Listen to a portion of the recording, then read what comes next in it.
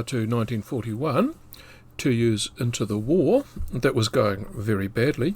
New Zealand didn't have its own standalone security intelligence service. That task was overseen by a special squad of the New Zealand Police Force.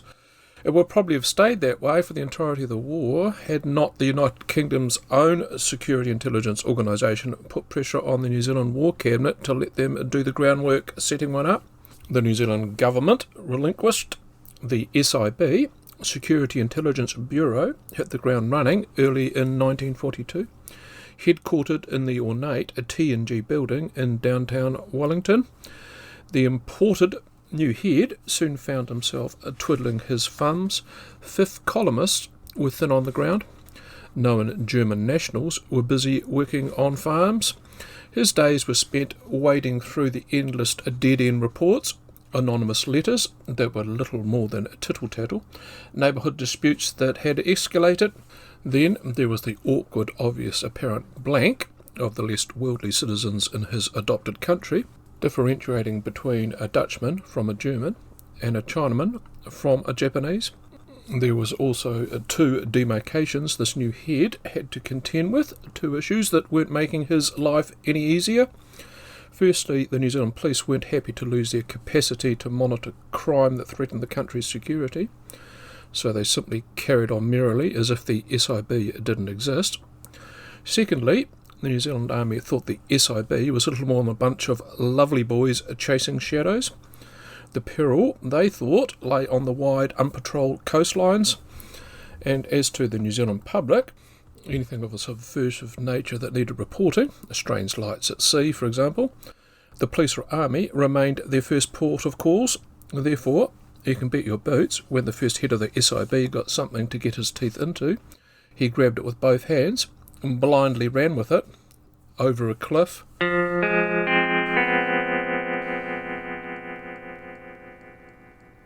It's 18 months later. The New Zealand newspaper headlines were scathing, mocking almost. New Zealand bogus spy drama, successful hoax. Kiwis chortled into their choices as they read the articles. Here we were in the middle of a war, at a time when the Allied war effort was at a critical point. The conflict could go either way. A Japanese invasion of New Zealand and Australia was still a possibility. Home Guardsmen were patrolling beaches. Here we had the country's brand new Security Intelligence Bureau being made fools of by no more than 2 bumbling career criminals. In the wash-up, the political and public controversy would lead to the establishment of the Security Department for the rest of the war. This is the story of the fantasy spy ring, notorious New Zealand wartime hoax.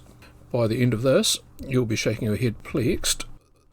And it involves 3 leading characters, not including the Prime Minister and politicians of the day. Let's deal with the 2 baddies first. The puppet master, born in 1888, Charles Alfred Remmers, had been a London bobby for 4 years prior to arriving in New Zealand. Found he could seamlessly trade plodding the streets of England in uniform with those of Wellington, during which, inexplicably within 3 months of arriving into his new home, Constable Remmers began a series of nighttime burglaries whilst out on the beat, bumping off a jewellery shop and having his workmates locating the loot in his house. Remmers now had company of his old clients for the next 3 years. When he was set free, he would do odd jobs, and then be incarcerated, repeat, bricky, chippy, that sort of thing, which seemed like hard work. Ripping off people seemed far easier. Calling himself variously Reverend Remmer and Reverend Harold Harris, his criminal career migrated to frauds by the 30s. One of those criminal enterprises was presenting bung cheques, for which he was collared, representing himself in court. He got 18 months.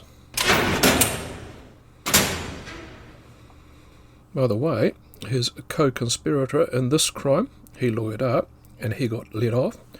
Charles Remmers' firebrand attitude led to his downfall time and time again. In 1937, Remmers had begun counterfeiting £5 notes.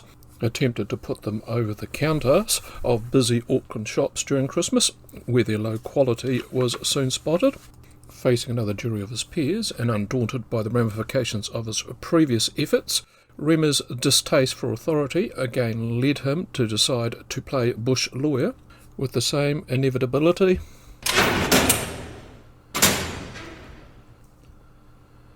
In his sentencing summary, the judge was perplexed as to why the man in the dock couldn't see this scheme was bound to fail. Stuck to carpentry before giving him 5 years of striped sunlight and marginal food.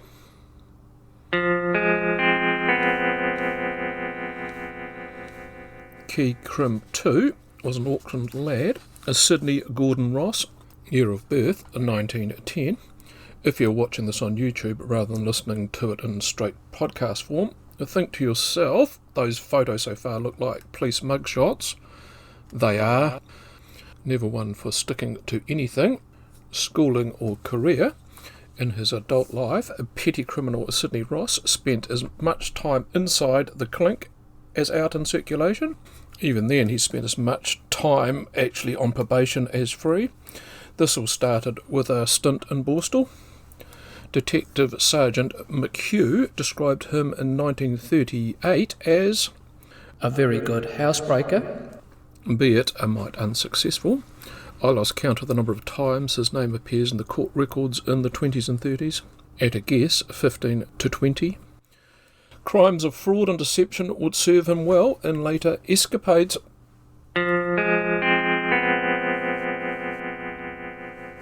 Surprise, surprise, Ross and Remmers would meet inside the clink, became best mates and hatched a plan to take advantage of the threat posed by Germany and Japan. It was a perfect match. The quixotic, imaginative 32-year-old Ross, the older 54-year-old Remmers, his expertise being in deception and with a beef against authority. By 1942 they were both free. Well, not entirely free. In Remmers' case, he had leukemia and the prognosis wasn't good.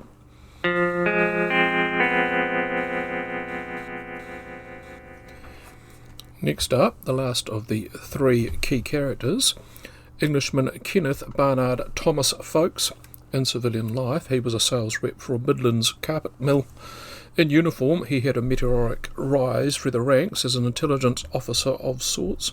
In truth, that meant little more than 3-month course before he went straight into the field.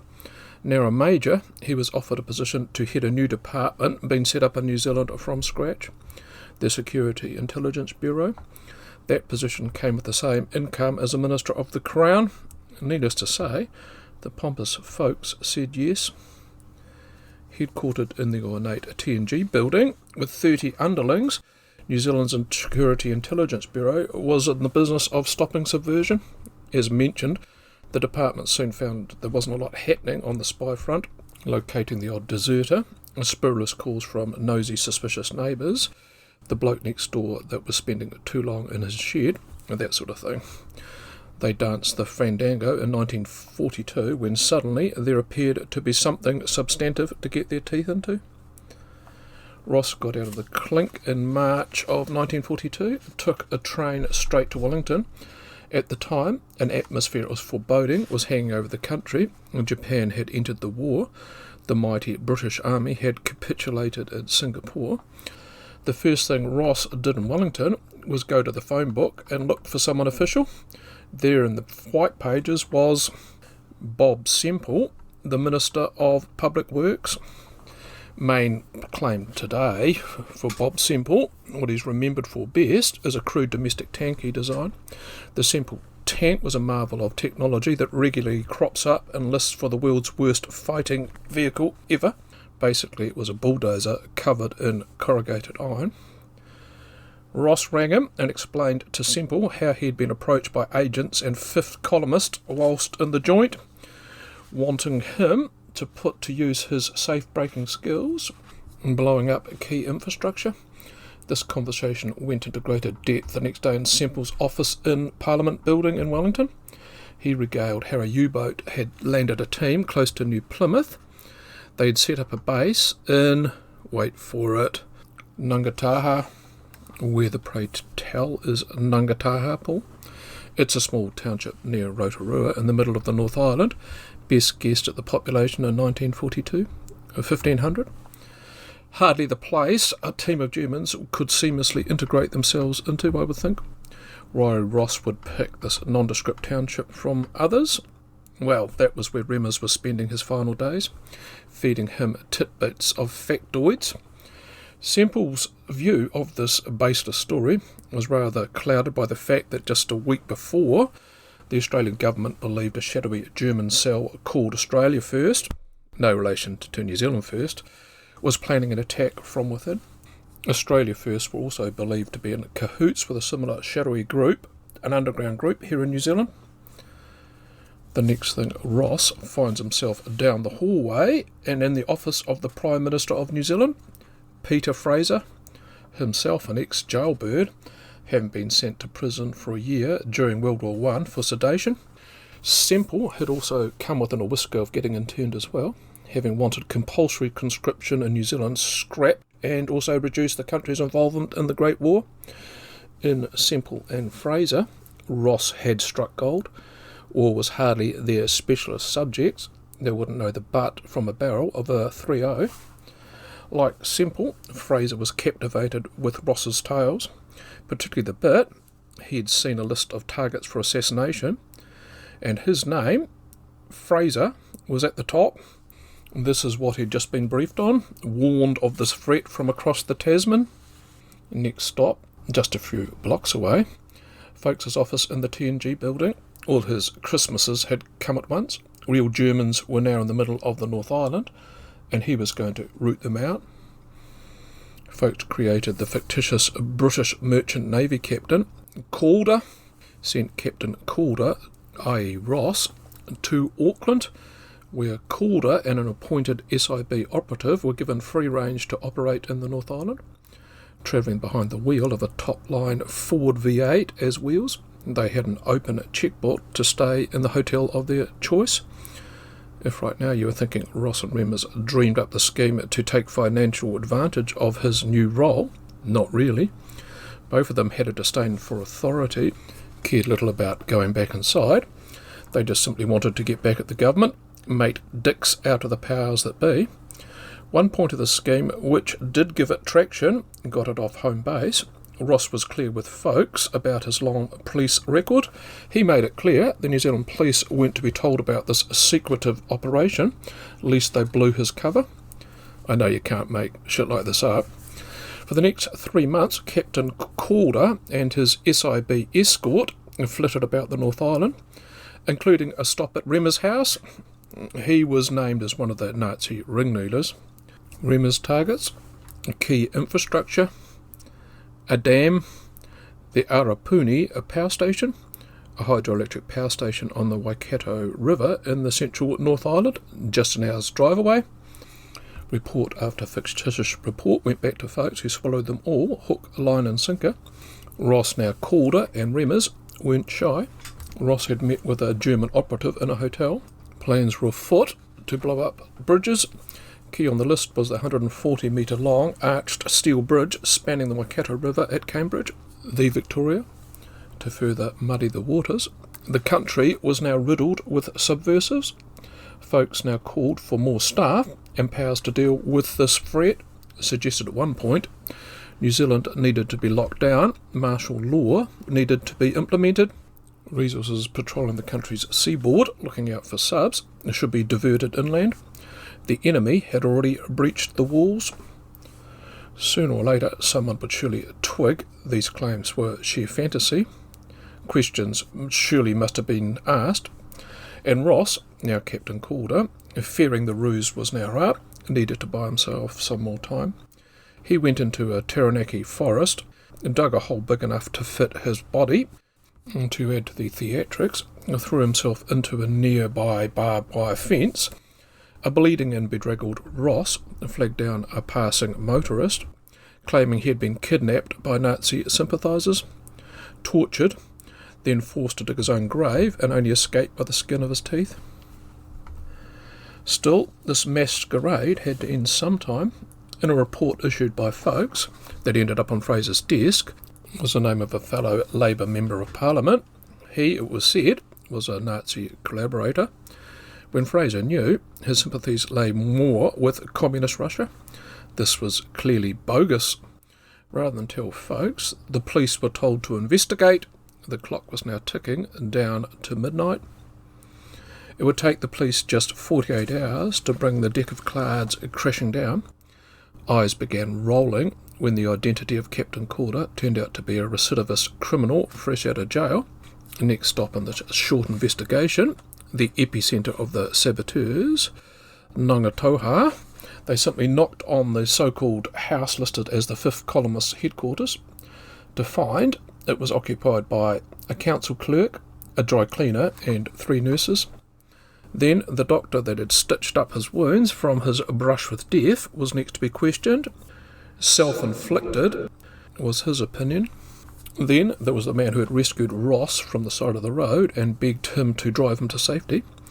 He was found to have done so because Ross had paid him £10. When it finally came for the police to question Ross/Calder, he rolled in less than 5 minutes. At the very time folks Semple and Fraser got the news, and so did the public. In an effort to discredit Foulkes and his department, the police had slipped the New Zealand Truth newspaper the whole entire messy story, which worked wondrously. Heads now had to roll. Ramifications. Foulkes lasted another 6 months before he's effectively told to leave. This he did, returning to England in 1943, ending up interrogating Germans and Austrians after the war. Then he went back to working in the carpet mill. Later he was found to have been parading around with military decorations, which he was never the recipient thereof. Then back in New Zealand, Fraser and Semple did their best to distance themselves from the debacle. PM Fraser told the New Zealand Parliament in 1944, under parliamentary privilege, Foulkes was an obvious misfit who was impressed on by a criminal. Ouch. Foulkes was indeed the fall guy. He would say it was Fraser and Semple that brought the case to his attention. They were the ones pushing it along. After a mum's the word inquiry by the Auditor General, the department he once headed was disbanded, closed. The job catching spies for the rest of the war was given back to the New Zealand Police. Remmers succumbed to leukaemia in September 1943. He would never be charged. Same with Ross. The public had already lost confidence in the state's security apparatus. A trial would merely rekindle the belief this was Keystone's cop material. Ross, what happened to him? He went back to being a criminal. Now living in Christchurch and using an assumed name, got caught in August 1943 for false pretences amongst the long charge sheet. A month later, managed to escape from Paparua prison, be it for half a day, cycling to temporary freedom. Back to his old tricks. When he was recaptured, Ross insisted that he needed to be out in the community in order to expose Japanese plots, and got more time added on. The judge there, characterising him rather accurately as an incorrigible rogue. He was released from prison in January 1946, but he never saw the end of the year. He died in August from tuberculosis, aged just 37.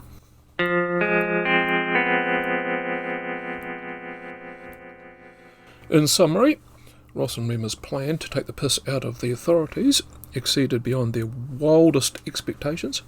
Makes you wonder what have happened if they'd toned down the claims, drip-fed them, offered less, and more innocuous utterings. They probably would have gone on way past 5 months. There was also the feeling folks may have well known this was a scam right from the start and used it to bolster his credentials. And then there was also, of course, Fraser and Semple. They were donkey deep and somehow came out smelling of roses. These things happen in war, I guess. Let me know what you think in the comments. I hope you enjoyed my latest video come podcast. Will join me next time. And if you have an extra 10 minutes to spend today, I have a similar story that is on your screen right now. It's the story of a farmer up in Northland who came to the authorities with some pictures of a U-boat.